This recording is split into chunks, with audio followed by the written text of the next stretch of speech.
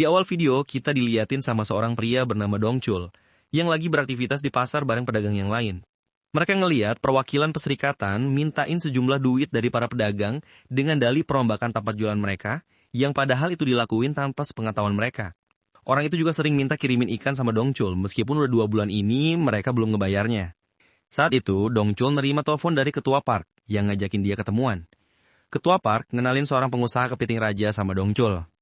Chung-sik sedikit curiga sama orang itu, takutnya mereka orang itu penipu. Tapi orang itu nunjukin kepiting rajanya, katanya dalam 3 bulan Dongchul akan untung gede. Dongchul percaya aja sama orang itu, dia ngasih deposit sama orang itu dengan jumlah yang gak sedikit. Di tempat lain, terlihat seorang cewek bernama Jisoo yang bekerja di panti jompo. Jisoo adalah tipe cewek pekerja keras. Bahkan setelah selesai di panti jompo, Jisoo bekerja di sebuah restoran cepat saji. Ternyata Jisoo itu adalah istrinya Dongchul. Dongchul bermaksud ngasih tahu Jisoo kalau dia udah berinvestasi sama perusahaan pemasok kepiting raja. Tapi karena dia takut, dia gak jadi ngasih tahu istrinya itu. Beralih di sebuah rumah susun, seorang pria tua dihajar habis-habisan oleh sekelompok orang yang nagih hutangnya. Tapi bos dari kelompok itu berhenti mukulin pria tua setelah ngelihat anak ceweknya. Akhirnya, cewek malang itu diculik untuk ngelunasin semua hutang bapaknya. Tapi di tengah jalan, mobil yang bawa tuh cewek nabrak mobil Dongchul. Dongchul nyuruh supir mobil itu buat turun, karena harus membuat laporan kecelakaan untuk klaim asuransinya. Orang itu gak mau turun sama sekali, malah ngasih kartu nama plus duit sama Dongchul. Jisoo yang ngelihat orang itu ngelempar duit ke Dongchul, langsung turun marah-marah sama orang itu dan nyuruh orang itu turun dari mobil. Akhirnya bos cecukok itu turun dan mukulin anak buahnya, karena dari dalam dia udah ngelihat kecantikan istrinya Dongchul. Kata si bos, jika seseorang berbuat salah, maka dia harus meminta maaf. Aku akan menghubungimu setelah menyelesaikan asuransi, kata Dongchul. Akhirnya mereka ninggalin Dongchul dan istrinya. Selanjutnya, Dongchul yang udah kehabisan duit, ngedatengin perwakilan perserikatan. Dia mintain duit dari pengiriman ikannya. Tapi ketua perserikatan belum mau ngasihin duit itu sama Dongchul dengan alasan belum ada duitnya.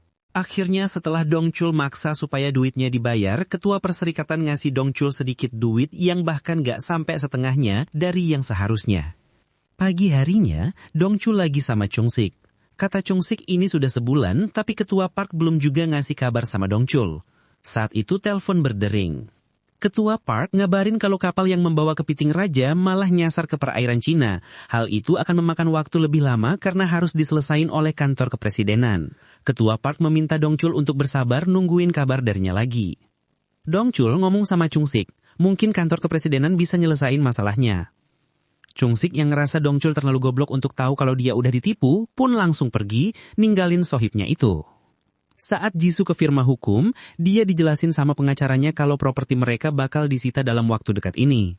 Ada satu cara untuk ngatasin hal itu, tapi Jisoo masih belum ngasih kepastian gimana ke depannya. Setelah itu, Jisoo yang keluar dari firma hukum terlihat diintai oleh seseorang. Kemungkinan orang itu punya niat jahat sama dia. Habis dari firma hukum, Jisoo nggak langsung pulang. Dia nyusulin Dongchul yang ngajakin dia untuk makan di restoran mahal. Dongchul ngebuka menu makanan mereka yang ternyata adalah kepiting raja. Jisoo yang udah nahan diri akhirnya nanya sama Dongchul, apakah mereka harus pura-pura cerai? Karena dari obrolannya di firma hukum tadi, itu adalah satu-satunya cara supaya gak semua aset mereka disita. Tentu Dongchul nggak langsung setuju dengan Jisoo. Kata Dongchul, kalau kapalnya udah sampai, maka semua penderitaan mereka akan berakhir. Jisoo nggak tahu apa yang diomongin sama Dongchul. Akhirnya, Dongchul ngejelasin kalau dia udah berinvestasi kepada pemasok kepiting raja baru-baru ini.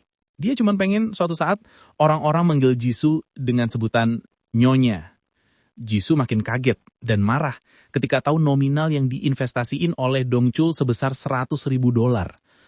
Dongchul ngeyakinin Jisoo kalau kali ini bisnisnya pasti akan berhasil. Lalu Dongchul pergi untuk ngambil kue ulang tahun istrinya itu. Tapi waktu Dongchul balik lagi ke mejanya, Jisoo nggak ada lagi di sana. Jisoo ngirimin SMS sama Dongchul kalau dia lagi nggak mau makan. Dia udah di perjalanan pulang dan akan menunggu Dongchul di rumah. Dongchul bergegas pulang ke rumah membawa bungkusannya. Saat Jisoo di rumah, nggak disangka-sangka, Jisoo didatengin oleh beberapa orang pria yang mau nyulik Jisoo. Sementara di perjalanan balik ke rumah, Dongchul sedikit terhambat karena ada pengguna jalan lain yang berhenti di tengah jalan. Waktu Dongchul udah di rumah, Jisoo nggak ada di sana. Sampai akhirnya, Dongchul sadar kalau udah terjadi sesuatu yang menimpa Jisoo. Dongchul membuat laporan di kantor polisi. Polisi udah ngecek CCTV di sana dan mendapati satu mobil yang mencurigakan, tapi polisi belum bisa mengidentifikasi plat nomor mobil itu. Karena keadaannya sangat gelap. Polisi mengatakan mereka akan terus mencari petunjuk tentang Jisoo. Sewaktu Dongchul keluar dari kantor polisi, teleponnya berdering. Rupanya itu dari penculik Jisoo. Penculik mengatakan ada kartu nama di kulkas Dongchul. Dan dia harus ke sana jam 2 siang ini. Dongchul ngambil kartu nama itu dan langsung menuju restoran belut sesuai alamat yang ada di situ. Sampai di sana, udah ada meja yang dipesan atas nama Dongchul. Di meja itu juga ada sebuah tas dan HP. Dongchul udah nungguin lama, tapi si penculik gak juga muncul batang hidungnya. Akhirnya, penculik itu ngehubungin Dongchul ke HP yang ada di meja. Dia nyuruh Dongchul untuk ngebuka tas itu. Yang ternyata, isinya adalah uang yang sangat banyak. Penculik itu ngomong, duit itu adalah ganti rugi yang dia bayar untuk ditukar dengan Jisoo. Saat itu, Dongchul melihat ke arah luar, ada seorang cowok yang sedang menelpon. Dengan cepat, dia nyuruh Chung-sik untuk mengujar mobil itu. Dongchul ngambil HP cowok itu, tapi ternyata itu cowok bukan penculik Jisoo. Dongchul dan Chung-sik nyerahin duit itu ke polisi. Detektif itu nggak paham kenapa malah si penculik yang ngasih duit ke Dongchul. Itu polisi ngomong, bisa aja kasus itu berubah menjadi kasus perdagangan manusia. Kata Dongchul, si penculik ngasih duit itu setelah menculik Jisoo. Akhirnya, polisi meminta agar itu duit ditinggal di kantor polisi untuk penyelidikan lebih lanjut. Di rumahnya, Dongchul menelpon Chung-sik agar nyampein kejadian penculikan istrinya kepada ketua komite. Tapi kata Chung-sik, komite nggak bakal bergerak kalau nggak ada duit. Untuk sekarang, mereka pun bahkan nggak punya duit buat ngisi bensin. Akhirnya, Dongchul ngedatangin perwakilan perserikatan untuk ngambil haknya. Sampai di sana, dia malah diusir oleh ketua perserikatan. Otomatis, seketika itu juga emosi Dongchul memuncak.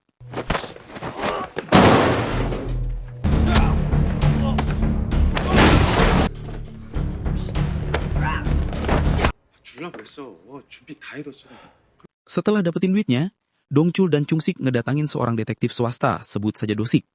Dongchul nggak yakin dengan Dosik. Ditambah lagi Dosik nuduh Dongchul ngejual istrinya. Tapi kata Chung-sik, Dosik adalah yang terbaik dalam mencari orang yang hilang. Akhirnya, Dongchul ngasih duit itu ke Dosik. Kata Dongchul, besok adalah tenggat waktu Dosik untuk menemukan Jisoo. Dosik pun mulai bergerak.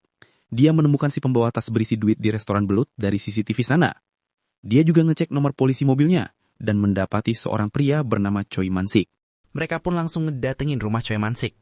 Tapi lupanya, Choi Man-sik ngejual nomor polisi mobilnya itu ke orang lain seharga $5.000. Choi Man-sik ngasih tahu mereka di mana dia ngejual nomor polisi mobil itu, lalu Dongchul, Chung-sik dan Dosik pun ngedatengin itu tempat.